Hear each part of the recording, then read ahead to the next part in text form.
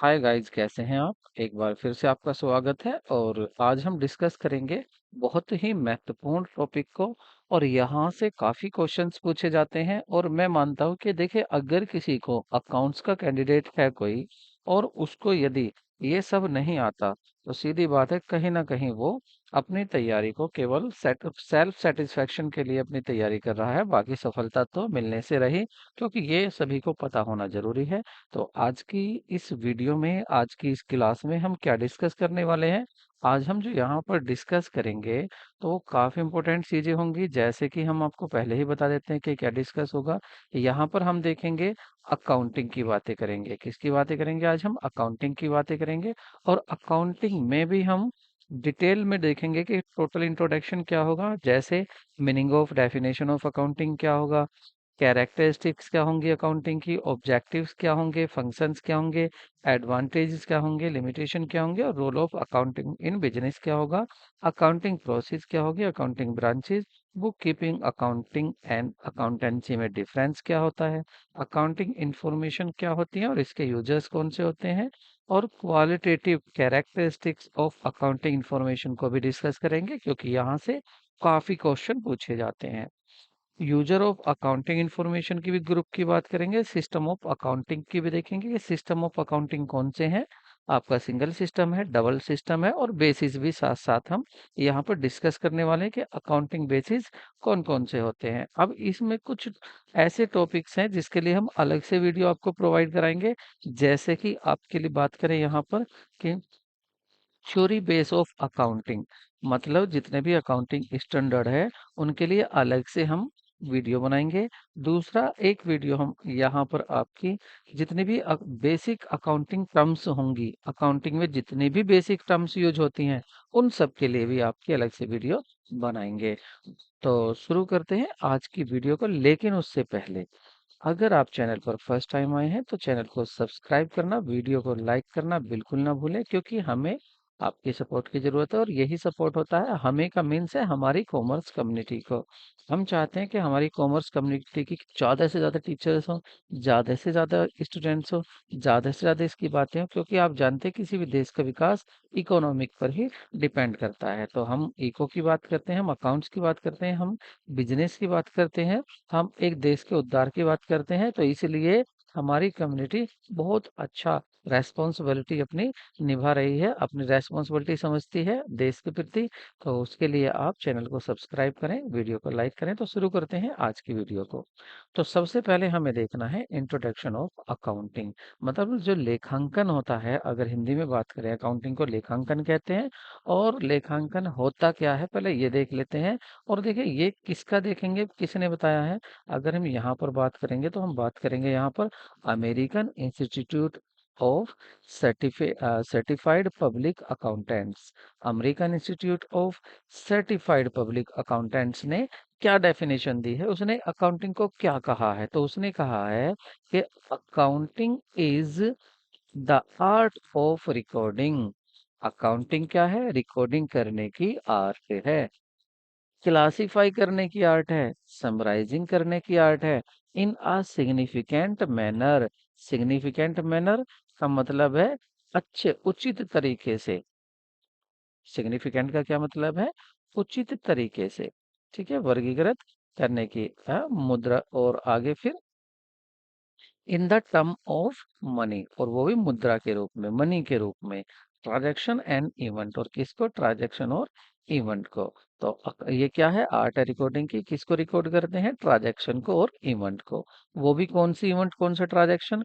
Which are in in part, या तो आधा, अंशतः, एट लीस्ट, कम से कम कुछ तो, फिनेंशियल कैरेक्टर की हों, and interpreting the result thereon. तो देखिए क्या कहा गया है कि अकाउंटिंग क्या है। अकाउंटिंग होती है जो फिनेंशियल आपके ट्रांजैक्शन हैं, जो आपकी फिनेंशियल इवेंट्स हैं, या तो पूरी तरह से फिनेंशियल हैं या अंशतः फिनेंशियल प्रकृति की हैं। तो उन सभी को एक उचित रूप में रिकॉर्डिंग करना, उनको क्लासिफाई करना, समराइजिंग करना, और उनको इंटरप्रिटेशन करना, उनके रिजल्ट को। तो ये होता है आपका अकाउंटिंग। समझिए, एक एग्जाम्पल लेते हैं कि देखिए, अगर कोई भी बिजनेस में घटना हुई है, फाइनेंशियल प्रकृति की घटना है, जैसे बिजनेस में आपने सैलरी दी, आपने पेड की सैलरी। तो ये जो आपने सैलरी पेड की है, और सैलरी जो आपने पेड की वो थी ₹10,000। अब आप ये बताइए कि ये क्या है, एक लेन देन है बिजनेस का, ये क्या है, एक ट्रांजैक्शन है, ठीक है। तो अकाउंटिंग क्या करेगी, इस ट्रांजैक्शन को रिकॉर्ड करेगी उचित जगह और उचित तरीके से, सही तरीके से इसको क्या करेगी, रिकॉर्ड करेगी। ठीक है, और क्या रिकॉर्ड ही करेगी बस नहीं, उसके बाद ऐसे ऐसे जितने भी आपके ट्रांजैक्शंस होंगे उनको क्लासिफाई करेगी, मतलब अलग अलग क्लास बनाएगी। भाई जितने भी कैश से रिलेटेड होंगी एंट्री, उनको कैश की जगह कर देगी, कैश में उनकी एंट्री कर देगी। जितने भी बैंक की जगह बैंक से होंगी उनको बैंक में रिकॉर्ड कर देगी। जितने भी आपकी सैलरी जा रही है, बार बार जब भी सैलरी जाती है तो उसको सैलरी अकाउंट में दिखाएगी। तो ये अलग अलग जो क्लास बना रही है इसको क्या करते हैं, क्लासीफाइंग करती है, और फिर इसको समराइजिंग भी करती है। इनका टोटल भी निकाल देगी कि कितना पैसा आया इन सभी में और कितना पैसा गया, समरी भी करेगी। और ये इंफॉर्मेशन जो अकाउंटिंग यूजर होता है उसको ये प्रोवाइड करा देती है। तो अकाउंटिंग क्या है, एक ऐसी आर्ट है जो रिकॉर्डिंग करती है, क्लासिफाई करती है, समराइजिंग करती है एक सिग्निफिकेंट मैनर में, और वो भी इन the term of money. Money में, अब इन द टर्म ऑफ मनी की क्या बात है, देखिए बिजनेस में क्या हुआ कि बिजनेस में आपके जो वर्कर्स थे वो स्ट्राइक पर चले गए। ठीक है, वो स्ट्राइक पर चले गए, 2 दिन उन्होंने काम नहीं किया। तो ये भी तो एक बिजनेस की घटना है, ये भी तो एक बिजनेस में घटना हुई। तो क्या इसको आप अकाउंटिंग क्या इसको रिकॉर्ड करेगी, नहीं, क्योंकि इसको आप ये नहीं कह सकते कि स्ट्राइक जो थी वो 1 लाख की थी, 50,000 की थी, 2 लाख की थी। ये हम अमाउंट में नहीं बता सकते, मनी में इसको कन्वर्ट नहीं कर सकते। इसलिए अकाउंटिंग उन लेन देन को, उन ट्रांजैक्शन को रिकॉर्ड करती है जिसको आप मनी में मेजर कर सकते हैं। देखिए, आपका जो बिजनेस है वो डेली बढ़ता जा रहा है, ऊपर बढ़ता जा रहा है बिजनेस, प्रॉफिट बढ़ता जा रहा है। पहले ही साल आपको 10 लाख प्रॉफिट हुआ, फिर 20 लाख हुआ, फिर 30 लाख हुआ, फिर आपको 40 लाख हुआ। तो आपने देखा ये क्यों हो रहा है, आपने देखा कि आपका जो मैनेजमेंट है वो मैनेजमेंट अब बहुत ज़्यादा मेहनत करता जा रहा है, मेहनत बढ़ाता जा रहा है, बहुत ज़्यादा मेहनत करता है। तो क्या उनकी इस मेहनत को आप यूँ कह सकते हो कि 2 लाख रुपए की मेहनत करी, 3 लाख रुपए की मेहनत करी, तो उनकी जो क्वालिटी है, जो उनका गुण है आपके मैनेजमेंट का, क्या उसको आप क्वालिटी को मेजर कर सकते हैं रुपए में, नहीं कर सकते। तो इनको अकाउंटिंग केवल उन्हीं चीज़ों को रिकॉर्ड करती है जिनको आप पैसे में मेजर कर सकते हो, रुपए में मेजर कर सकते हो। कोई भी ट्रांजेक्शन जो रुपए में हो रहा है उसको अकाउंटिंग रिकॉर्ड करती है। तो आई होप आपको अकाउंटिंग का मीनिंग क्लियर होगा। अगर एक ही लाइन में बोलें तो अकाउंटिंग क्या है, एक आर्ट है जो रिकॉर्डिंग करती है फिनेंशियल ट्रांजैक्शन को, और एक सही उचित मैनर में, ठीक है, उसको समराइज करती है और उसको इंटरप्रेटिंग करती है रिजल्ट को। ठीक है, तो आगे बढ़ते हैं। अब बात करेंगे हम एट्रीब्यूट्स ऑफ एट्रीब्यूट्स या कैरेक्टरिस्टिक्स ऑफ अकाउंटिंग। जो अकाउंटिंग होती है उसकी एट्रीब्यूट्स क्या है, मतलब कैरेक्टरिस्टिक्स क्या है।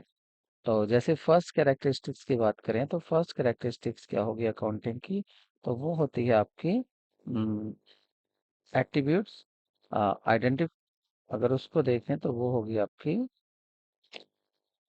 आइडेंटिफिकेशन। चेंज कर लेते हैं कलर जरा, ठीक है। तो identification of financial transaction, identification of financial transaction, ठीक है। तो आइडेंटिफिकेशन ऑफ फिनेंशियल ट्रांजैक्शन में, तो जो सबसे पहली कैरेक्टरिस्टिक्स की अगर बात करते हैं अकाउंटिंग की, तो वो क्या है, कैरेक्टरिस्टिक्स फर्स्ट होती है आपकी identification of financial transactions and events. तो जितने भी इसमें क्या होता है, accounting records only those transaction and events which can be measured in the term of money. Accounting केवल उन्हीं ट्रांजैक्शन को रिकॉर्ड करती है जिसको आप मनी में मेजर कर सकते हैं। पहली कैरेक्टरिस्टिक्स ये है। This involve identify and events that transaction and events that are part of economic activity। ठीक है, जैसे एग्जाम्पल की बात करें, परचेज ऑफ रॉ मटेरियल और sale of finished goods by a firm. अगर एक फर्म कोई गुड्स सेल करती है, बेचती है, तो उसको पैसे में बेचेगी। तो देखिए, उसको पैसे में बेचेगी, मनी में बेचेगी, तो ये मनी वाला ट्रांजैक्शन है। तो अकाउंटिंग पहला काम क्या करती है, आइडेंटिफाई करती है कि भाई ये जो ट्रांजैक्शन हुआ है, ये जो लेन देन हुआ है, इसको रिकॉर्ड करना चाहिए या नहीं रिकॉर्ड करना चाहिए। तो जो भी ट्रांजैक्शन होते हैं फिनेंशियल, फिनेंशियल मतलब पैसे में जिसको, मनी में जिसको मापा जा सकता है, मेजर किया जा सकता है, उन्हीं लेन देन को अकाउंटिंग क्या करती है, रिकॉर्ड करती है।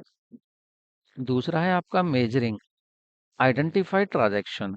देखिए, जो भी ट्रांजैक्शन इसने आइडेंटिफाई किया कि हाँ भाई यहाँ पर पैसों की बात हुई है, फिर उसको क्या करती है, वो मेजरिंग करती है कि भाई उसको ये है कितने का।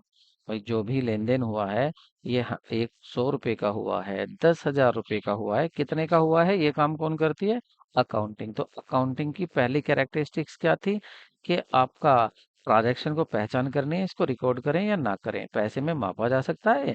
दूसरा, उसको मेजर करती है कि देखती है कि कितने का है ये।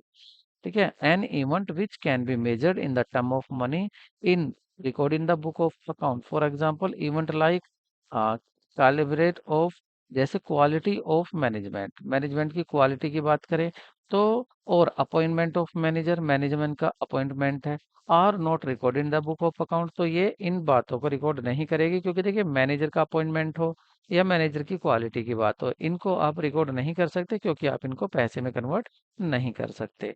तो अकाउंटिंग का क्या कैरेक्टरिस्टिक्स है कि पहले ये फाइनेंशियल ट्रांजैक्शन की पहचान करती है और फिर उसको ये मेजर करती है, मेजर करने के बाद उसको आगे देखते हैं क्या करती है। तो जो भी ट्रांजैक्शन, जो भी लेन देन पहचान करी गई थी जिनकी कि हाँ ये रिकॉर्ड करने चाहिए या नहीं, उनको मनी में मेजर किया गया था। उसके बाद अकाउंटिंग क्या करती है, उनको रिकॉर्डिंग करती है। उनको क्या करती है, रिकॉर्डिंग। तो accounting is an art of recording business transaction in the book of account. Recording is the process recording business transaction of the financial character. जितने भी फिनेंशियल कैरेक्टर के आपके ट्रांजैक्शंस थे, फिनेंशियल कैरेक्टर के जितने भी आपके ट्रांजैक्शन थे, उनको रिकॉर्ड करती है। और रिकॉर्ड कहाँ करती है, transaction measure in the money term, जो मनी की टर्म में होते हैं, in the book of original entry, उनको ओरिजिनल एंट्री में रिकॉर्ड करती है। अब ओरिजिनल एंट्री कौन सी होती है, जर्नल, मतलब जर्नल में रिकॉर्ड किए जाते हैं। अब जर्नल में सबसे डायरी बुक्स भी आ जाती हैं, वो भी आपका स्पेसिफिक जर्नल ही होती है, ये आपको पता होगा।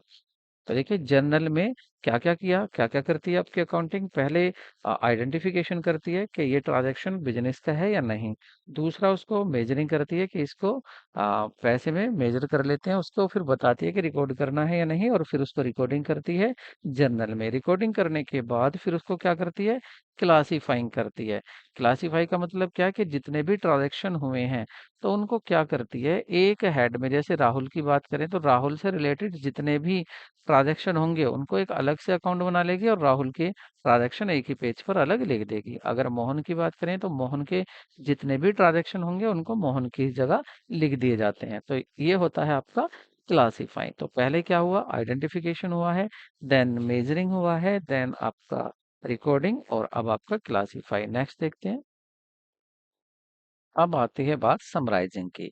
तो देखिए, आपका क्या क्या हो चुका है, आइडेंटिफिकेशन हो चुका है ट्रांजैक्शन का, इवेंट का, मेजरिंग हो चुकी है, और उसकी रिकॉर्डिंग हो चुकी है। अब रिकॉर्डिंग करने के बाद क्लासिफाइंग हो चुका है, और फिर समराइजिंग होता है।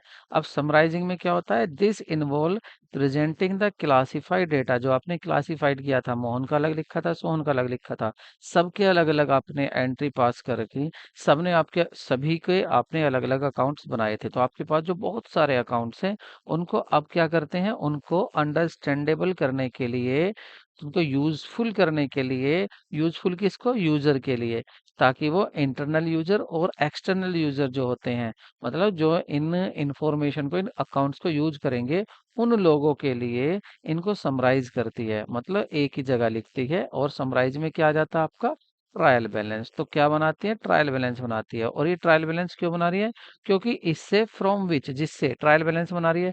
समराइजिंग में क्या होता है, समराइजिंग में होता है ट्रायल बैलेंस बनाया जाता है। ठीक है, ट्रायल बैलेंस बनाया जाता है, और इसमें क्या होता है कि एक ही जगह सभी आपके जितने भी अकाउंट्स होते हैं उनको लिख देते हैं।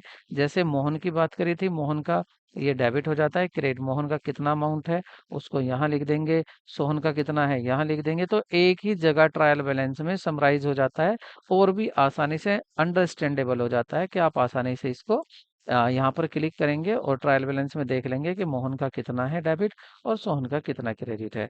ठीक है, तो क्या बनाते हैं, समराइजिंग में ट्रायल बैलेंस तैयार होता है। और इससे क्या होगा, ट्रायल बैलेंस से हेल्प होगी trading and profit and loss account बनाने में, या इसको क्या कह सकते हैं, प्रॉफिट एंड लॉस अकाउंट को statement of profit and loss. ये कब कहते हैं statement of profit and loss, ये कहते हैं in the case of company. अगर कंपनी की बात हो रही है तो आप बोलेंगे statement of profit and loss, और अगर कंपनी की बात नहीं हो रही, फर्म की बात हो रही है, आपकी पार्टनरशिप फर्म की, आपकी सोल प्रोप्रिएटरशिप की, तो आप बोलेंगे प्रॉफिट एंड लॉस अकाउंट। और बैलेंस शीट तैयार होती है किससे, ट्रायल बैलेंस से। तो समराइजिंग में क्या होता है, समराइजिंग में होता है कि समरी निकाल ली जाती है, ट्रायल बैलेंस बना लिया जाता है, जिसकी हेल्प से आगे फिर प्रॉफिट एंड लॉस और बैलेंस शीट बना लिया जाएगा। ठीक है, और ये जो सभी होते हैं क्या क्या, आपके trading, profit and loss account और बैलेंस शीट, इनको कलेक्टिवली जो कहा जाता है वो कहा जाता है फाइनल अकाउंट्स या फिनेंशियल स्टेटमेंट्स। तो आपको याद रखना है फिनेंशियल स्टेटमेंट क्या होता है। अगर फिनेंशियल अगर फिनेंशियल स्टेटमेंट की बात करें या आपके फाइनल अकाउंट्स की बात करें, फाइनल अकाउंट्स, तो ये किसको कहा जाता है, ये कहा जाता है आपके प्रॉफिट एंड लॉस अकाउंट को प्लस बैलेंस शीट को और प्लस आपका ट्रेडिंग अकाउंट को। ठीक है, इन सबको कलेक्टिवली क्या कहते हैं, फाइनेंशियल अकाउंट या फाइनल अकाउंट्स कहते हैं। जब आपके समराइजिंग हो जाता है उसके बाद क्या आता है, उसके बाद आता है आपका एनालिसिस एंड इंटरप्रिटेशन। ठीक है, एनालिसिस एंड इंटरप्रिटेशन। अब इसमें क्या होता है एनालिसिस एंड इंटरप्रिटेशन में, इसमें जो relationship between various item taken from profit and loss account and balance sheet और बोथ, क्या होता है इसमें, इसमें एस्टेब्लिश्ड किया जाता है रिलेशनशिप। मेन बात क्या है आप उसको अंडरलाइन कर लीजिए, इसमें क्या होता है एस्टेब्लिश्ड होता है क्या, रिलेशनशिप, वो भी किसके बीच में, various items taken from profit and loss account and balance sheet. जो बैलेंस शीट में आपने, जो बैलेंस शीट के आइटम है या आपके प्रॉफिट एंड लॉस के आइटम है, उनमें यहाँ रिलेशनशिप होता है। कैसे रिलेशनशिप होता है, जैसे एनालिसिस आप कर रहे हैं, आप रेशो फाइंड कर रहे हैं, एक रेशो होता है और उसको बोलते हैं करंट रेशो। ठीक है, करंट रेशो, तो उसका फॉर्मूला होता है current asset upon current liability. तो आप देखिए किस में क्या कर रहे हैं आप, जैसे आपके बिजनेस में करंट एसेट आपकी 10 लाख है, करंट एसेट आपकी कितनी है 10 लाख, और आपकी करंट लाइबिलिटी कितनी है, वो है आपकी आ, 5 लाख, वो कितनी है आपकी 5 लाख। तो आप इसको डिवाइड करेंगे तो कितना आ जाएगा आपका 2:1। तो देखिए ये एक रिलेशनशिप बना दिया आपने, एनालिसिस किया कि अच्छा ये जो बिजनेस चल रहा है, ये इसमें करंट एसेट जो है वो करंट लाइबिलिटी से डबल है, वो दुगनी है। तो ये आपने क्या करा, एनालिसिस किया है। ठीक है, आपने एनालिसिस करके पता लगा लिया कि भाई रिलेशन क्या है एसेट और लाइबिलिटी के बीच में।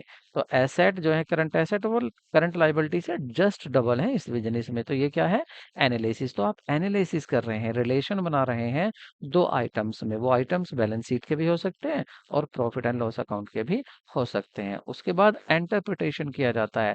अब ये क्या है, interpretation is the concern with the explaining the meaning and significance of the relation established by the analysis।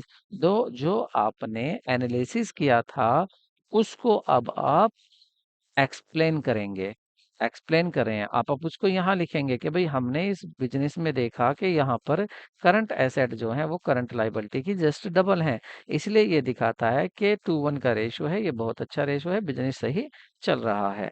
तो analysis and interpretation of the financial data are carried out so that user of financial data can make meaningful judgement of the profitability and financial position of the business. अब ये करते क्यों हो आप, क्यों होता है एनालिसिस और इंटरप्रिटेशन, यहाँ ये देखने के लिए होता है कि जो यूजर है, फाइनेंशियल इंफॉर्मेशन का यूजर है, वो जज कर सके, मतलब वो पता लगा सके कि बिजनेस की सही स्थिति क्या है। तो बिजनेस की सही स्थिति पता लगाने के लिए क्या करते हैं, एनालिसिस और इंटरप्रिटेशन करते हैं। और लास्ट में आपका जो लास्ट आता है वो आता है कम्युनिकेटिंग। लास्ट क्या आता है? कम्युनिकेटिंग। तो कम्युनिकेटिंग में फाइनली क्या होता है कि accounting function involve communicating the financial information, financial statements its user. The accounting information should be provided in time to users so that appropriate decisions में taken at the appropriate time. देखिए उचित समय में उचित डिसीजन लेने के लिए आप क्या कर देते हैं? कम्युनिकेटिंग कर देते हैं, मतलब एक तरह से पब्लिश कर देते हैं आप कि भाई हमने ये रिपोर्ट तैयार की है, ये अकाउंट्स तैयार किए हैं, आप इनको पढ़ के डिसीजन ले लीजिए कि अब ये काम आगे किस तरह से आपको बढ़ाना है, किस तरह से इस काम को आपको चेंज करना है। ठीक है, तो आप वो डिसीजन ले सकते हैं। तो हमने यहाँ पर देखा कि जो आपका अकाउंटिंग है, अकाउंटिंग के फीचर कैरेक्टरिस्टिक्स क्या है? आइडेंटिफाई करती है कोई भी ट्रांजैक्शन बिजनेस का है या नहीं, ये देखती है। उसके बाद उसको मेजर करती है मनी में कि कितने का है, फिर उसको रिकॉर्डिंग कर लेती है, रिकॉर्डिंग के बाद क्लासिफाई कर लेती है, समराइजिंग कर लेती है, समराइजिंग में टोटल निकाल लेती है उसको, और एनालिसिस कर लेती है, इंटरप्रिटेशन कर लेती है। ठीक है, ये काम क्या थे आपके? ये थे आपके अकाउंटिंग के कैरेक्टरिस्टिक्स या आपके फीचर्स। आई होप आपको अच्छे लगे होंगे। आगे चलते हैं। अब बात करेंगे ऑब्जेक्टिव ऑफ अकाउंटिंग। अकाउंटिंग के ऑब्जेक्टिव क्या है, मतलब लेखांकन के उद्देश्य क्या हैं? आप ये सब क्यों कर रहे हैं, क्या करना चाहते हैं आप अकाउंटिंग करके? तो फर्स्ट है आपका मेंटेनिंग अकाउंटिंग रिकॉर्ड। तो इसमें क्या होता है? अकाउंटिंग क्या करती है? रिकॉर्ड बनाती है। अकाउंटिंग क्या करती है? रिकॉर्ड बनाती है। रिकॉर्ड्स मतलब अकाउंट्स बनाती है, और अकाउंट्स को क्या कहते हैं? स्टेटमेंट कहते हैं। स्टेटमेंट तैयार करती है। क्यों स्टेटमेंट तैयार करती है? ताकि जो यूजर है, बिजनेस को चलाने वाला है, या बिजनेस से रिलेटेड जितने भी पर्सन हैं, इंस्टीट्यूट हैं, वो देख सके कि ये बिजनेस सही चल रहा है या गलत चल रहा है। डिटरमिनाइंग द प्रॉफिट एंड लॉस। देखिए अकाउंटिंग क्या करती है? अकाउंटिंग का ऑब्जेक्ट है कि अकाउंटिंग प्रॉफिट एंड लॉस देखना चाहती है कि एक पीरियड के बाद कितना प्रॉफिट हुआ या कितना लॉस हुआ। डिटरमाइनिंग फाइनेंशियल पोजीशन, बिजनेस की पोजीशन क्या है, कितनी एसेट्स हैं, कितनी लाइबिलिटी हैं, इसका पता लगाने के लिए अकाउंटिंग क्या करती है? अपने प्रोसेस को पूरा करती है। ठीक है, अकाउंटिंग से पता चलता है कि हाँ भाई हमारे बिजनेस की पोजीशन क्या है। फैसिलिटिंग मैनेजमेंट, देखिए मैनेजमेंट को कुछ डिसीजन लेने होते हैं। उन डिसीजन को वो कब ले सकते हैं? जब अपने अकाउंट्स देखेंगे, उन्हें पता चलेगा कि भाई यहाँ सुधार की जरूरत है, हमारे अकाउंट्स में हमने देखा प्रॉफिट कम था या ज्यादा था। वो कब पता कर सकते हैं? जब भी तो पता कर सकते हैं जब उनके सामने अकाउंट्स रिकॉर्ड्स होंगे। तो फैसिलिटेट करती है, सहायता करती है, किसकी? प्रबंध की। उनको सुविधा पहुंचाती है। Providing accounting information to users, जो यूजर्स हैं, जैसे आपका क्रेडिटर्स है, ठीक है, या आपका बैंक है, बैंक आपके बिजनेस को लोन देना चाहता है, लेकिन वो चाहता है कि मैं इसके फाइनेंशियल स्टेटमेंट देख लूं, इसके अकाउंट चेक कर लूं कि इसको लोन देना चाहिए या नहीं, ऐसा ना हो कभी मेरा लोन वापस भी ना हो।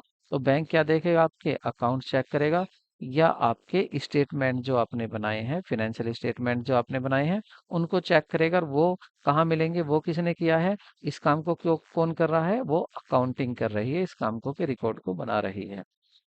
Protecting business asset, business asset की प्रोटेक्टिंग करती है। प्रोटेक्टिंग मतलब उसकी रक्षा करती है। अब वो कैसे करती है? देखिए आप जो another object of the accounting have to record asset owned by the business. Accounting maintain record of asset owned by the business which enable to the management to exercise control and protect। देखिए आपको क्या है इसमें? अगर ये हिंदी की बात करें तो प्रोटेक्टिंग करती है बिजनेस एसेट को। देखिए जो भी एसेट है उसको ये रिकॉर्ड करती है। भाई कोई आपने मशीन खरीदी, ठीक है, उस मशीन को आप कितने की लेकर आए, ये रिकॉर्डिंग कौन करती है? अकाउंटिंग। क्यों करती है? ताकि आप उसको, डेप्रिशिएट होगी वो जरूर, कम होती चली जाएगी उसकी वैल्यू। भाई आज आपने 1 लाख रुपए की कोई मशीन खरीदी, क्या उसकी वैल्यू हमेशा 1 लाख ही होगी? नहीं, कम होती चली जाएगी, कम होती चली जाएगी। तो अकाउंटिंग इस डेप्रिसिएशन को रिकॉर्ड करती है और बताती है कि देखो भाई इतने दिन बाद आपको मशीन की जरूरत पड़ने वाली है, उसके लिए पहले से आप प्रबंध कर लीजिए। तो प्रोटेक्टिंग कर रही है एसेट की। नेक्स्ट देखते हैं।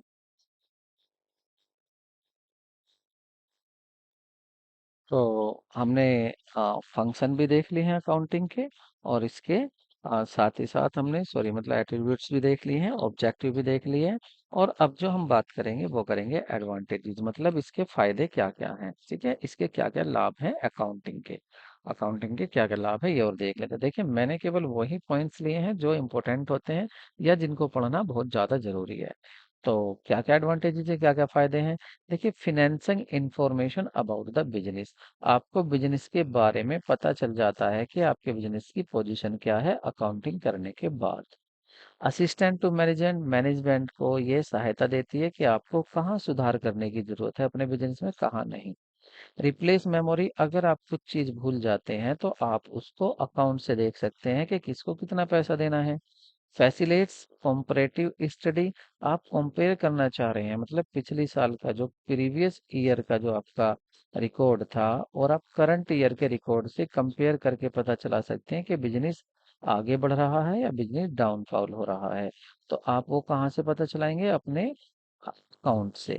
ठीक है। फैसिलिटेट सेटलमेंट ऑफ टैक्सेस, आपको टैक्स कितना देना है या आपके ऊपर कितना टैक्स निकल रहा है, वो सब कहाँ से पता चलता है? अकाउंटिंग से। फैसिलिटेट लोन्स, अगर आप लोन लेना चाह रहे हैं और आप बैंक को अपने स्टेटमेंट दिखा सकते हैं, मतलब अपने अकाउंट्स दिखा सकते हैं कि देखिए हमारी पोजीशन क्या है, आप हमें लोन आसानी से दे दीजिए, हम आपका लोन वापस कर देंगे। एविडेंस इन कोर्ट, अगर कोई किसी से कुछ झगड़ा हो जाता है, कोई भी डिस्प्यूट हो जाता है, तो आप अपने प्रूफ के लिए अपने अकाउंट्स को ले जा सकते हैं, कह सकते हैं कि देखिए हमने इस दिन इतने का माल इसको बेचा था, ये लिख रहा है यहाँ पर। ठीक है। तो एविडेंस सबूत के तौर पर भी कोर्ट में ये पेश किया जा सकता है अपने accounting. Facilitate facilitate sales of business, अगर आप बिजनेस को सेल करना चाहते हैं तो आपके बिजनेस में कितनी एसेट है, कितनी लाइबिलिटी है, इसका पता आपके अकाउंट से चलता है। ठीक है। तो helpful in the partnership account, अगर आप पार्टनरशिप में काम कर रहे हैं तो सीधी बात है प्रॉफिट आप अकेले नहीं रखेंगे, प्रॉफिट सभी पार्टनर्स में बटेगा। तो प्रॉफिट कैसे बटना है, किसको कितना देना है और कितना लेना चाहिए, कितना नहीं लेना चाहिए, वो सारी चीजें आप इसमें देख लेते हैं, अपने अकाउंट्स में देख लेते हैं। तो ये अकाउंटिंग का ये भी फायदा होता है। ठीक है। नेक्स्ट देखते हैं, तो ये आपका एडवांटेजेस हो गया है। नेक्स्ट देखेंगे हम इसमें आपका लिमिटेशन ऑफ अकाउंटिंग। अकाउंटिंग की लिमिटेशन क्या है, ये काफी इंपॉर्टेंट टॉपिक होता है। अब लिमिटेशन में क्या देखेंगे आप कि क्या अकाउंटिंग नहीं कर सकती है। देखिए पहली बात, अकाउंटिंग फुल्ली एग्जैक्ट नहीं होती है। मतलब एग्जैक्ट का मतलब क्या है कि एस्टिमेट लगाती है। जैसे आप क्या बनाते हैं, आपके जैसे डेटर्स हैं, आपके क्या हैं? डेटर्स हैं, और डेटर्स आपके 1 लाख रुपए के हैं। ठीक है। आप मानकर चल रहे हैं कि भाई हो सकता है एक प्रोविजन बना लो। प्रोविजन का मतलब जो आपको प्रॉफिट हुआ, प्रॉफिट आपका 10 लाख रुपए का हुआ है, तो इस 10 लाख रुपए को आप आपस में बांट मत लो। पहले इसमें से 1 लाख रुपए सॉरी मतलब 10,000 रुपए ऐसे रख लो कि अगर किसी डेटर्स ने पैसा नहीं दिया, पैसे डूब गए, तो हम इस अकाउंट से पैसा निकाल लेंगे, तो कोई फर्क नहीं पड़ेगा बिजनेस पर। तो ये जो आप प्रोविजन बना रहे हो, ठीक है, ये आपने 10,000 रुपये अपने प्रॉफिट से लिख लिए यहाँ पर। तो क्या ये पक्का एग्जैक्ट 100% है कि आपके 10,000 रुपये ही डूबेंगे? हो सकता है 11 डूब जाए, हो सकता है कम डूबे, हो सकता है ना भी डूबे, पैसा आपका पूरा मिल जाए। तो ये क्या है, ये फुल्ली एग्जैक्ट नहीं होता है। इसमें क्या हो रहा है, केवल आप अंदाजा लगा रहे हैं। तो ये केवल क्या करती है, आपका एग्जैक्ट फुल्ली नहीं होती है। नेक्स्ट है आपका unrealistic information. Asset are recorded in the book account at the historical cost and depreciate over their estimate useful life result. Current value are not so also estimate of the useful life. देखिए आप business में क्या करते हैं, आप ये कहा जाता है कि हमें हिस्टोरिकल कॉस्ट पे अपनी मशीनों को दिखाना चाहिए। मतलब कितने की आपने खरीदी थी, आप उसी को दिखाते जाते हैं, उसी पर डेप्ट लगाते जाते हैं, डेप लगाते जाते हैं। तो ऐसा नहीं होता, हो सकता है कि आज आपकी मशीन कम की हो तो डेप आप कम की पर लगाएं, लेकिन ऐसा नहीं होता है। तो ये अनरियलिस्टिक होती है, इस पर रियल मतलब विश्वास नहीं किया जा सकता। ठीक है। अब आप मान लिया डेप्रिसिएशन ही लगा रहे हैं, आप कह रहे हैं कि हर साल मशीन जो है 10,000 रुपए की घटेगी, क्या पक्का है क्या 10,000 रुपए की घटेगी? क्या ये रियल है? नहीं, ये भी रियलिस्टिक नहीं है, ये अनरियल है। तो अकाउंटिंग इग्नोर कर देती है क्वालिटेटिव एलिमेंट्स। आपका मैनेजमेंट कितना अच्छा है, आपके एम्प्लॉय कितने अच्छे हैं, उनकी क्या क्या क्वालिटी है, उन सब बातों को ये इग्नोर कर देती है, क्वालिटेटिव एलिमेंट्स को। ये जो गुण आत्मक तत्व होते हैं, उन गुणों को ये रिकॉर्ड नहीं करती अकाउंटिंग। ये भी इसकी लिमिटेशन है, जो इसका लिमिटेशन मतलब जो ये नहीं कर सकती। नेक्स्ट देखते हैं। Accounting ignores effective of price level change. प्राइजों में जो जो चेंज होता जाता है उनको अकाउंटिंग में रिकॉर्ड नहीं किया जाता है, जबकि वो जरूरी होते हैं। अकाउंटिंग में लीड विंडो ड्रेसिंग। अब ये विंडो ड्रेसिंग क्या है? देखिए, हर कोई क्या चाहता है, अपने बिजनेस को बढ़ा चढ़ाकर अच्छा दिखाना चाहता है। और जो कंडीशन है, जो बिजनेस की कंडीशन है, उस कंडीशन को ना दिखाकर उससे अलग कंडीशन दिखाना, अच्छी या बुरी, वो होती है आपकी विंडो ड्रेसिंग। ठीक है, तो अकाउंटिंग क्या करती है? विंडो ड्रेसिंग भी करती है। नेक्स्ट, अगर हम अकाउंटिंग प्रोसेस को यहाँ पर देख लें एक बार और थोड़ा सा रिवीजन, तो देखिए, फिनेंशियल जितने भी ट्रांजेक्शन होते हैं, जितने भी फाइनेंशियल ट्रांजैक्शन होते हैं, लेन देन होते हैं, उनको क्या अकाउंटिंग प्रोसेस में क्या होता है? उनको रिकॉर्डिंग किया जाता है। उनको क्या किया जाता है? उनको रिकॉर्डिंग किया जाता है। ठीक है, तो उनको क्या करते हैं? रिकॉर्डिंग होती है उनकी। उसके बाद रिकॉर्डिंग कहाँ होती है? जर्नल में। जर्नल कितने हो सकते हैं आपके? जर्नल 8 हो सकते हैं। कैश बुक हो सकती है, purchase book, sales book, purchase return book, sales return book, bills payable book, bills receivable books और जर्नल प्रॉपर। तो इन सभी में क्या होता है? रिकॉर्डिंग होती है ट्रांजैक्शन की। जब ये रिकॉर्डिंग हो जाती है, उसके बाद क्लासीफाई करते हैं। क्लासीफाई कहते हैं लेजर में पोस्ट करने को। ये भी आपको याद रखना है कि लेजर में अगर हम पोस्टिंग कर रहे हैं, उसी को हम क्लासीफाई कहते हैं। और उसके बाद फिर आती है बारी समराइजिंग की। समराइजिंग में क्या होता है? ट्रायल बैलेंस बनता है, trading and profit and loss and balance sheet बनती है। देन एनालिसिस करने के बाद उनको हम कम्युनिकेट कर देते हैं, किसको? जो आपके ट्रांजेक्शन रिकॉर्ड किए गए थे। तो ये है आपकी टोटल अकाउंटिंग प्रोसेस। थोड़ा सा यहाँ ये भी बताना है कि देखिए, अकाउंटेंसी और अकाउंटिंग और बुक कीपिंग की अगर बात करें, तो आपका बुक कीपिंग जो होता है वो छोटा होता है अकाउंटिंग से, और अकाउंटेंसी इन दोनों से ही बड़ा होता है। अकाउंटेंसी हमेशा चलता रहता है। देखिए, मान लेते हैं यहाँ एक पॉइंट ले लेते हैं, इस पॉइंट से। तो ये आपका एक पॉइंट है। इस पॉइंट की अगर बात करें, तो यहाँ से तीनों ने चलना शुरू किया। ठीक है, बुक कीपिंग यहाँ जाके रुक गई। उसके बाद आपकी अकाउंटिंग अब भी चलती गई।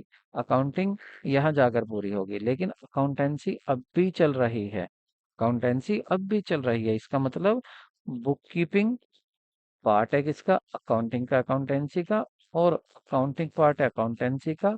और अकाउंटिंग अकाउंटेंसी से छोटा है, लेकिन अकाउंटिंग सबसे बड़ा कॉन्सेप्ट होता है। अगर यहाँ पे इनके बात करते हैं इनके डिफरेंस की, ठीक है, इनका डिफरेंस देख लेते हैं, जो कि काफी इंपॉर्टेंट है। देखिए, एक तरफ आपका बुक कीपिंग, एक अकाउंटिंग, एक अकाउंटेंसी। तो बुक कीपिंग क्या होता है? बुक कीपिंग में इन्वॉल्व होता है एक तो रिकॉर्डिंग करना। अगर फाइनेंशियल ट्रांजैक्शन को रिकॉर्ड कर रहे हैं, ठीक है, रिकॉर्ड कर रहे हैं, तो वो किस में आता है? रिकॉर्डिंग बुक कीपिंग में आता है। अकाउंटिंग में क्या आता है? इसमें रिकॉर्डिंग तो आता ही आता है, लेकिन इसके बाद का भी जो बुक कीपिंग की प्रोसेस है, उसके बाद का भी काम किस में होता है? अकाउंटिंग में होता है। अकाउंटिंग में क्या है? ये है, इंक्लूड करती है थ्योरी। ये थ्योरी मतलब ये बताती है कि आपको अकाउंटिंग करना है तो किस तरह से करना है, कौन से आपके प्रिंसिपल हैं जिनको आपको फॉलो करना है। तो ये प्राइमरी स्टेज होती है, और ये आपकी सेकेंडरी स्टेज होती है, और ये कंप्लीट प्रोसेस होती है bookkeeping as well as accounting की। ये डिपेंड्स करती है correct recording of transaction and event पर, और ये डिपेंड्स होती है बुक कीपिंग पर। जब बुक कीपिंग होगी, उसके बाद आगे आप अकाउंटिंग पूरी करेंगे। और ये दोनों पर, ये इंक्लूड क्या करती है? दोनों को, बुक कीपिंग को और आपके अकाउंटिंग को। It is the part of accounting, ये अकाउंटिंग का ही पार्ट होता है। क्योंकि क्यों होता है? क्योंकि इसमें आता है आपका recording transaction and event, classifying and preparation financial statement which basis of analysis function of the accounting. ठीक है, और मतलब अगर एनालिसिस करना है, तो वो डिपेंड होता है किस पर? आपके बुक कीपिंग पर। तो analysis of the financial statement made available by the process of the book keeping. जो बुक कीपिंग ने क्या दिया है? रिकॉर्डिंग करके दिया है फाइनेंशियल ट्रांजैक्शन को, उसी को एनालाइज करना है, उसी को समराइज करना है, किसमें?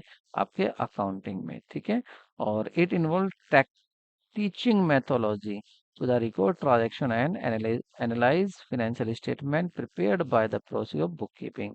जो बुक कीपिंग ने स्टेटमेंट तैयार करके दिए हैं अकाउंटिंग ने, उनको क्या करती है? ये टीचिंग करती है रिकॉर्ड को, मतलब उसके बारे में बताती है कि ये कैसा है, कैसा नहीं।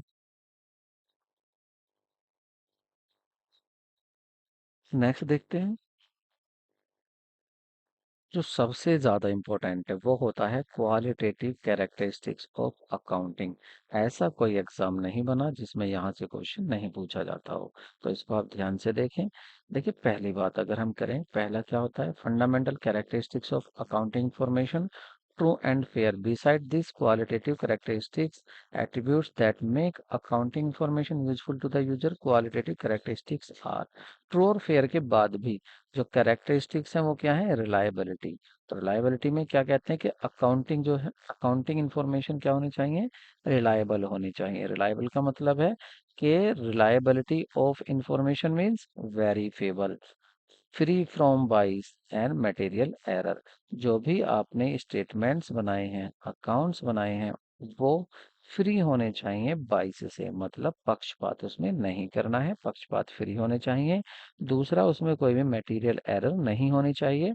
और तीसरा, वो वेरीफेबल होना चाहिए। जैसे कि आप कह रहे हैं कि हमने मोहन को क्रेडिट सेल की है, क्या की है, उधार माल बेचा है, क्रेडिट सेल की है, और वो की है आपकी 10,000 की। तो आपके पास इसका एविडेंस होना चाहिए कि हाँ भाई ये की है, इसका एविडेंस हमारे पास है।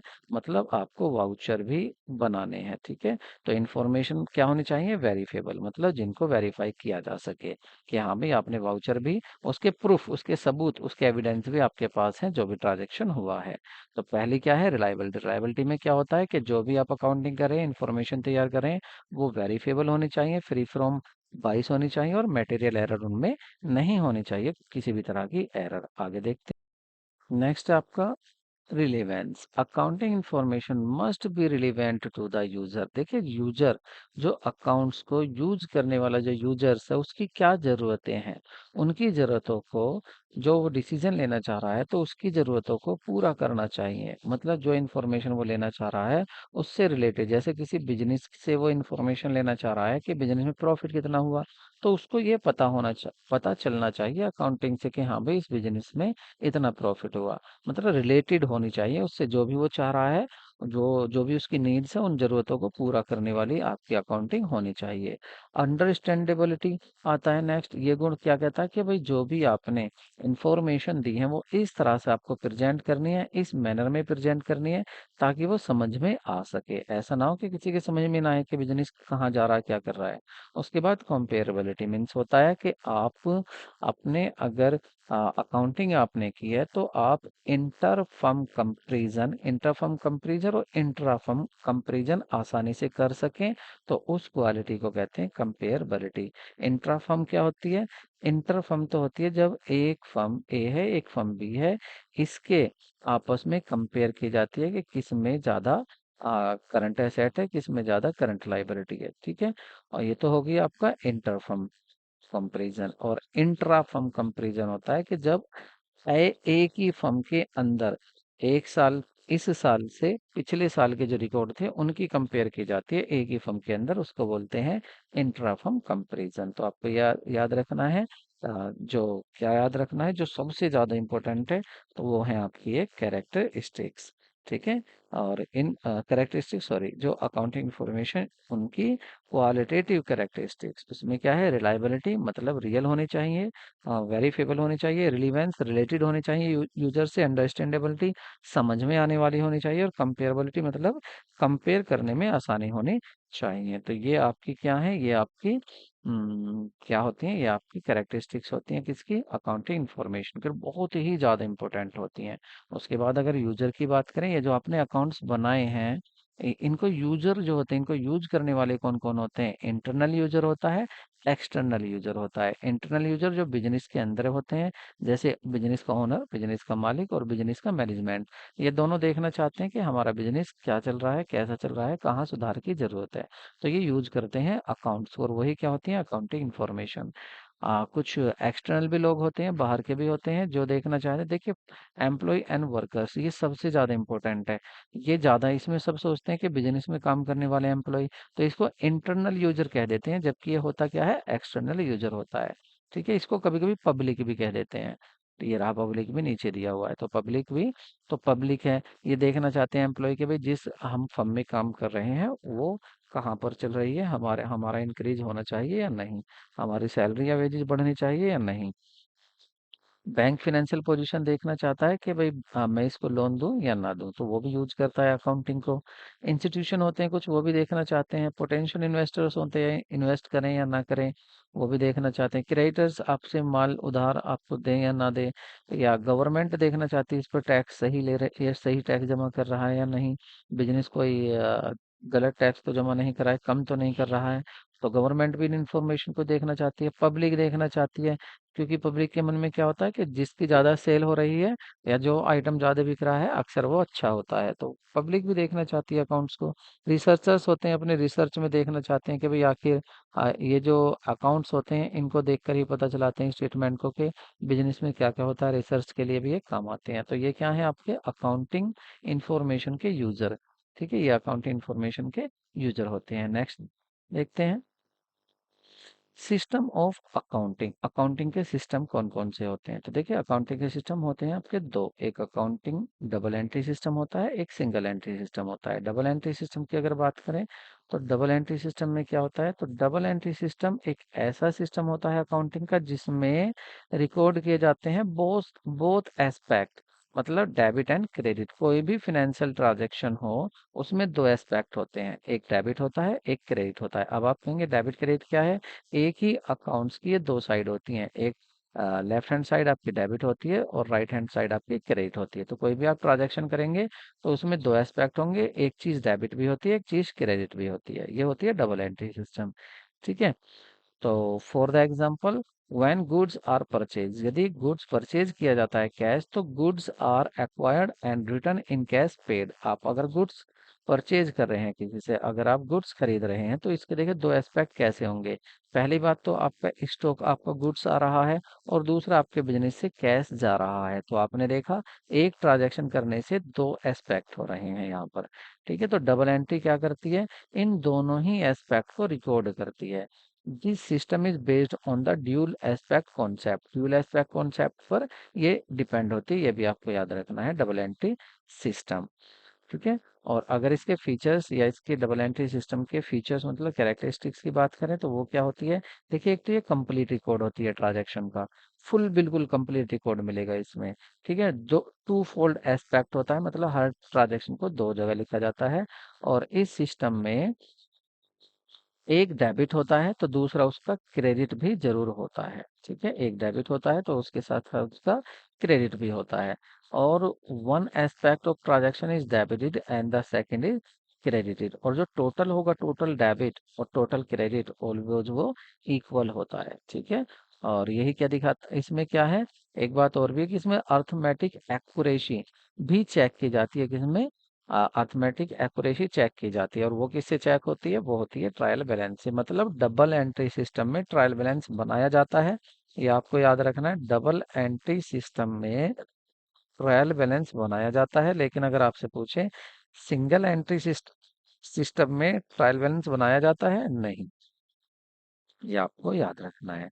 नेक्स्ट अगर बात करें स्टेज की, तो डबल एंट्री सिस्टम की स्टेज क्या क्या है? तो ठीक है, तो इसमें क्या होता है, पहले रिकॉर्डिंग किया जाता है ट्रांजैक्शन को जर्नल में, उसके बाद क्लासीफाई किया जाता है, पोस्टिंग की जाती है उसकी लेजर में, और उसके बाद ट्रायल बैलेंस किया जाता है, मतलब समराइजिंग की जाती है, और close the book preparing the financial account at all the stage shall be discuss one by one in the. आगे डिस्कस, वैसे हम इसको कर चुके हैं डिस्कस, क्या जनरल होती है, क्या पोस्टिंग है। तो इसमें ये सभी काम होते हैं। आगे देखें तो ये देखिए, advantage of double entry system, इसके एडवांटेजेस क्या हैं, फायदे क्या हैं? एक तो साइंटिफिक रिकॉर्ड होता है ये। ठीक है, ये कैसा रिकॉर्ड होता है? साइंटिफिक, मतलब वैज्ञानिक प्रणाली होता है। ठीक है, नई जमाने की जरूरतों को सबको ये पूरा करता है। कंप्लीट रिकॉर्ड होता है इसमें ट्रांजैक्शन का, टोटल डेबिट टोटल क्रेडिट यहाँ पर आपको मिल जाता है। आपकी अर्थमेटिक का क्या एक्यूरेसी होती है, मतलब गलती की गुंजाइश नहीं होती है। प्रॉफिट एंड लॉस आसानी से इसमें पता लिया लगा लिया जाता है, मतलब बिजनेस की सही कंडीशन इससे पता चल जाती है अगर आप डबल एंट्री सिस्टम फॉलो कर रहे हैं। एसरटेनिंग फाइनेंशियल पोजीशन, बिजनेस की सही पोजीशन का पता लग जाता है आपके इससे, डबल एंट्री सिस्टम से। और पर्पज ऑफ कंट्रोल डिटेल, आप कंट्रोल कैसे करेंगे, जब आप उसके अकाउंट्स देखेंगे तभी तो कंट्रोलिंग में भी ये हेल्प करती है। कॉम्परेटिव स्टडी पॉसिबल हो जाती है अगर आप डबल एंट्री सिस्टम कर रहे हैं, और मैनेजमेंट का डिसीजन लेने में भी ये हेल्प करता है आपका डबल एंट्री सिस्टम। और जितने भी फ्रॉड होते हैं, मिस एप्रोप्रिएशन होते हैं, गलत काम होते हैं, उनको आप आसानी से, धोखाधड़ी को आप गबन का पता लगा सकते हैं और उन पर रोक भी लगा सकते हैं अगर आपका डबल एंट्री सिस्टम यूज हो रहा है। ठीक है, अगर बात करें सिंगल एंट्री सिस्टम की, या इसका दूसरा नाम होता है आपका इनकम्प्लीट रिकॉर्ड। ठीक है, सिंगल एंट्री सिस्टम कहते हैं या इनकम्प्लीट रिकॉर्ड। इसमें क्या होता है, अब इसका मतलब ये नहीं है कि इनकम्प्लीट रिकॉर्ड है तो ये आधा लिखेगा आधा नहीं। इसका मतलब होता है कि सभी अकाउंट ना बनाकर कुछ अकाउंट बना लिए जाते हैं। तो इसमें क्या होता है, ये एक ऐसा सिस्टम है जो डबल एंट्री सिस्टम नहीं होता। मतलब all transaction are not record in the double entry system, सभी ट्रांजैक्शन रिकॉर्ड नहीं किए जाते। कुछ ही ट्रांजैक्शन होते हैं जिनके बोथ ट्रांजैक्शन रिकॉर्ड किए, बोथ एस्पेक्ट रिकॉर्ड किए जाते हैं, वो होती है आपकी इनकम्प्लीट रिकॉर्ड। ठीक है, either one aspect recorded or not recorded at the all। ठीक है, instead the maintaining the all accounts, only personal accounts and cash book, या तो पर्सनल अकाउंट, आपके पर्सनल अकाउंट और कैश बुक बना लिए जाते हैं बस, यहाँ पर किसमें, सिंगल एंट्री सिस्टम में। ठीक है, तो अकाउंट मेनली आपको याद रखना है कि सिंगल एंट्री सिस्टम में पर्सनल अकाउंट्स और कैश अकाउंट्स बना लिए जाते हैं।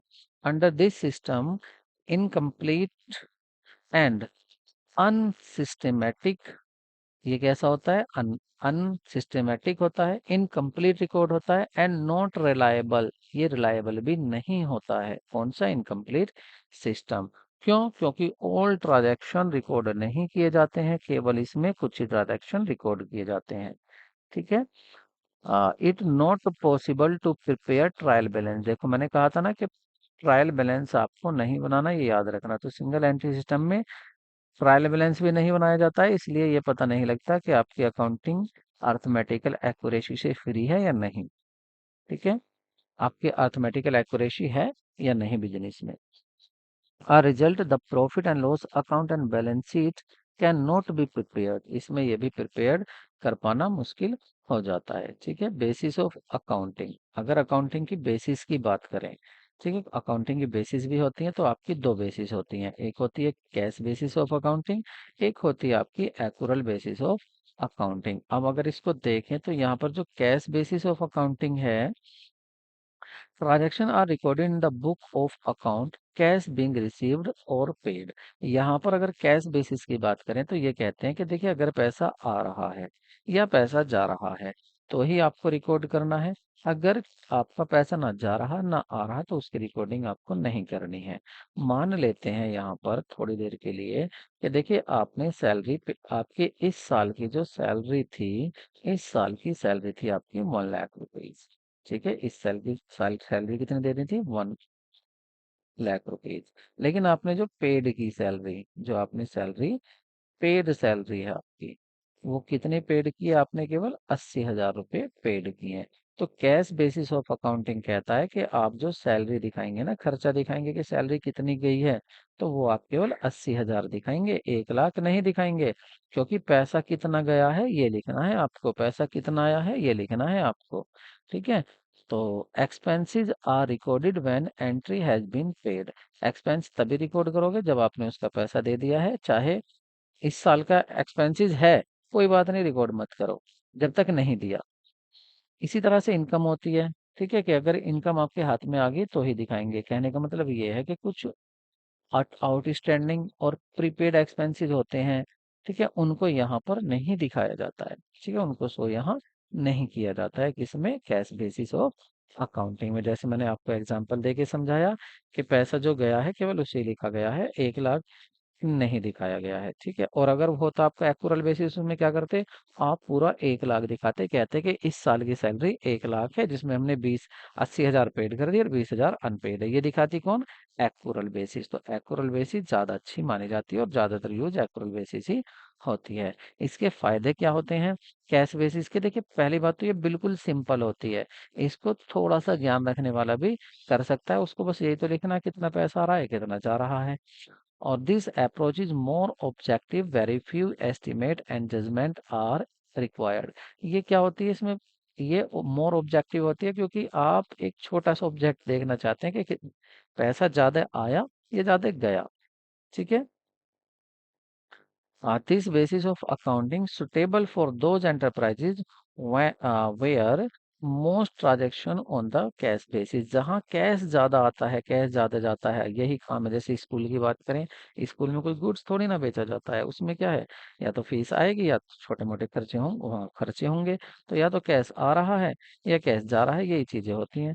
तो ऐसी जगह पर इसको यूज करना काफी अच्छा माना जाता है। ठीक है। डिसएडवांटेजेस क्या है इसके, नुकसान क्या क्या आपके कैश बेसिस के, तो वो नुकसान है इसके कि देखिए ये ट्रू एंड फेयर व्यू नहीं देती है बिजनेस का, ये करेक्ट पोजीशन नहीं दिखाती है बिजनेस की।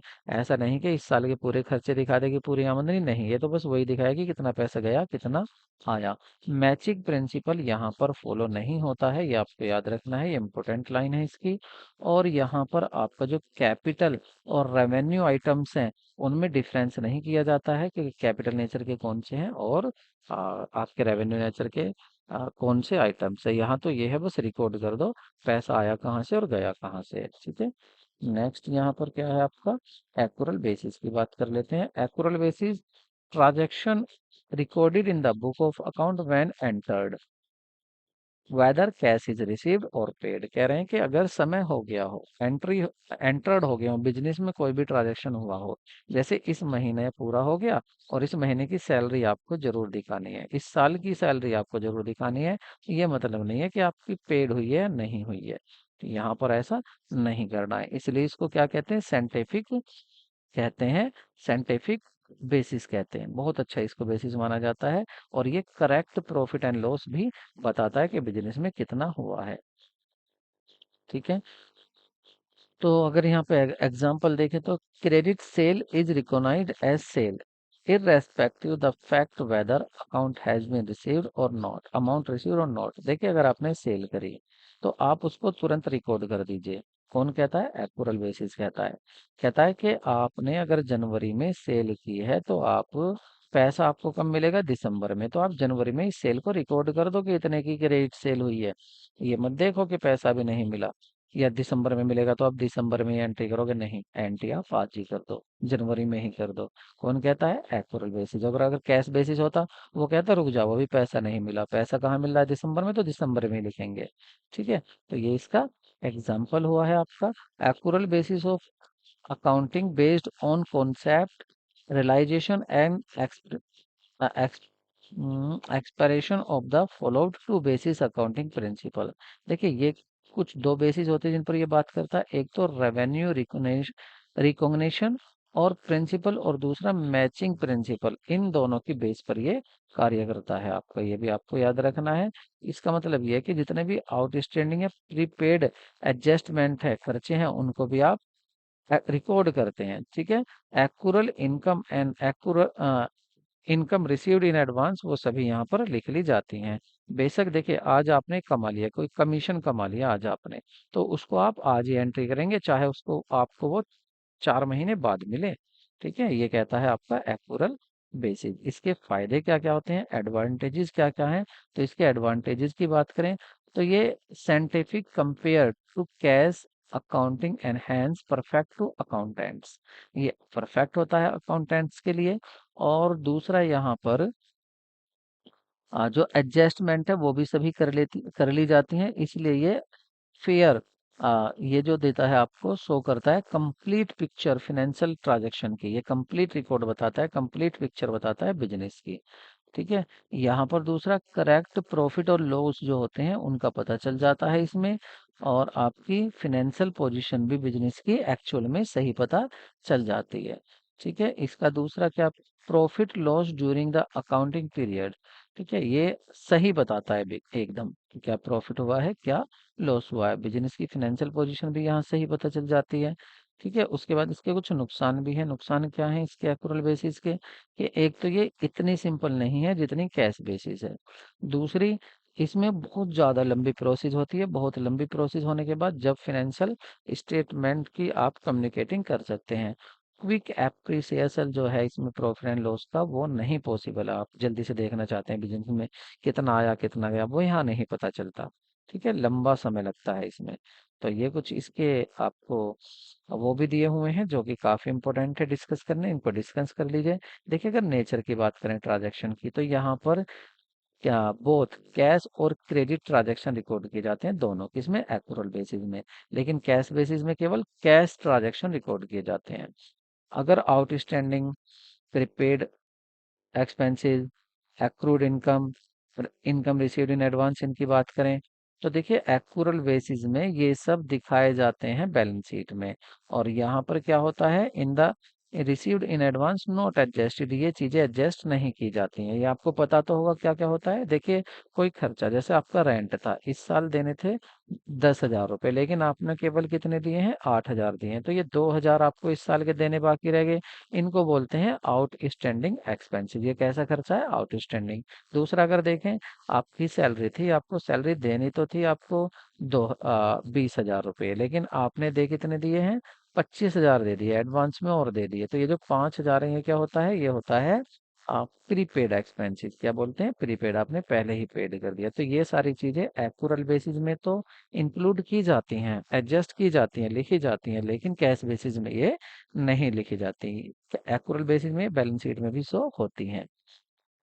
Profit and loss, correct profit और loss as ascertained because record of cash and credit, दोनों ट्रांजैक्शन होते हैं। भाई देखिए, आपके बिजनेस ने सेल करी है, आपके बिजनेस ने सेल करी, माल बनाया बड़ी मेहनत से, 1 लाख रुपए का नगद बेच दिया है, 1 लाख रुपए का नगद बेच दिया है और 3 लाख रुपए का उधार बेच दिया है। तो आप क्या कहेंगे, बिजनेस ने कितना काम किया है, 4 लाख का कहेंगे ना, या आप यूं कहेंगे कि बिजनेस ने केवल कैश मतलब 1 लाख का काम किया है। तो इसका मतलब यहाँ पर करेक्ट पोजीशन का पता लग जाता है कि करेक्ट प्रॉफिट आपका क्या है। अगर टेक्निकल नॉलेज की बात करें, तो यहाँ पर नॉलेज की जो रिक्वायरमेंट होती है, वो क्योंकि एडजस्टमेंट सभी करने होती हैं, इसलिए यहाँ पर आपको कैपिटल और रेवेन्यू रिक्वायर्ड मेड, यहाँ पर दोनों ही एक्रूरल बेसिस में तैयार किए जाते हैं। लेकिन जो अगर बात करें हम यहाँ पर टेक्निकल नॉलेज की, required for the accrual basis of accounting, ठीक है, it does not require much, यहाँ पर ज्यादा टेक्निकल नॉलेज की जरूरत नहीं होती है, और यहाँ पर ज्यादा टेक्निकल नॉलेज की जरूरत होती है, ये आपको याद रखना है। ठीक है, ज्यादा नॉलेज कहाँ चाहिए, एक्रूरल बेसिस में। लीगल पोजीशन की बात करें, तो एक्रूरल basis of accounting in recognized by the Company Act 2013। Companies Act 2013 में किसको कहा गया है कि आप एक्रूरल बेसिस ऑफ अकाउंटिंग को फॉलो कीजिए। और cash basis of accounting is not recognised by Company Act 2013। जो कंपनीज एक्ट आया है, वो कैश बेसिस को फॉलो करने के लिए नहीं कहता है, वो कहता है कि एक्रूरल बेसिस को फॉलो करो। एक्सेप्टेबिलिटी अगर इसकी देखें, तो ये जो होता है, except correct income and expenses beside asset and liability, accrual basis of account is more acceptable. ज्यादा जो यूज किया जाता है, ज्यादा जो एक्सेप्ट किया जाता है, वो क्या है आपका, एक्रूरल बेसिस। और इतना ये एक्सेप्टेबल नहीं होता कैश बेसिस। रिलायबिलिटी की अगर बात करें, तो एक्रूरल बेसिस जो होता है वो ज्यादा रिलायबल होता है, कैश बेसिस कम रिलायबल होता है। ठीक है, क्योंकि यहाँ पर क्या है, करेक्ट आपका टोटल रिकॉर्ड नहीं होता, यहाँ टोटल रिकॉर्ड होता है। सुटेबिलिटी की बात करें, किसको कौन सा सुटेबल होता है। देखिए, अगर बिजनेस, अगर कॉम्प्लेक्स रिक्वायरमेंट है, तो is can be made availability by accrual basis. Accrual basis of accounting suitable for business as it required information that is complex. आपको अगर टोटल रिक्वायरमेंट चाहिए, ठीक है, आपका बिजनेस बड़ा है, तो आपको एक्रूरल बेसिस जरूर अच्छा होगा। और यदि आपका बिजनेस छोटा है, ठीक है, या आपका बिजनेस नॉट प्रॉफिट ऑर्गेनाइजेशन है, मतलब ऐसा ऑर्गेनाइजेशन है आपका बिजनेस जो प्रॉफिट कमाने के लिए नहीं किया गया है, जैसे स्कूल, हॉस्पिटल, चर्च, ठीक है, या क्लब। तो ये सब, ये क्लब वगैरह जो होते हैं, ये प्रॉफिट कमाने के लिए नहीं बनाए जाते हैं। ठीक है, प्रॉफिट इनके मेंबर्स में नहीं बटता है, तो वहां पर सूट होता है आपका क्या, कैश बेसिस, वो सुटेबल होता है। और आपका जो प्रॉफिट ऑर्गेनाइजेशन होता है, जैसे फर्म्स है, कंपनी है जो प्रॉफिट के लिए बनाई गई है, तो वहां पर आपका एक्रूरल बेसिस ज्यादा सुटेबल माना जाता है। ठीक है, तो ये काफी इंपॉर्टेंट टेबल थी, इसको आप जरूर अच्छे से लर्न कर लें। ठीक है, तो यहाँ पर आप कमेंट करें ज़रूर बताएं कि वीडियो आपको कैसी लगी। वीडियो को लाइक करें और चैनल को अगर अभी तक सब्सक्राइब नहीं करा है तो प्लीज़ चैनल को सब्सक्राइब ज़रूर करें। ठीक है? तो मिलते हैं ऐसी ही अन्य वीडियो में। तब तक के लिए खुश रहिए, मस्त रहिए और अपनी तैयारी करते रहिए। Take care, bye bye.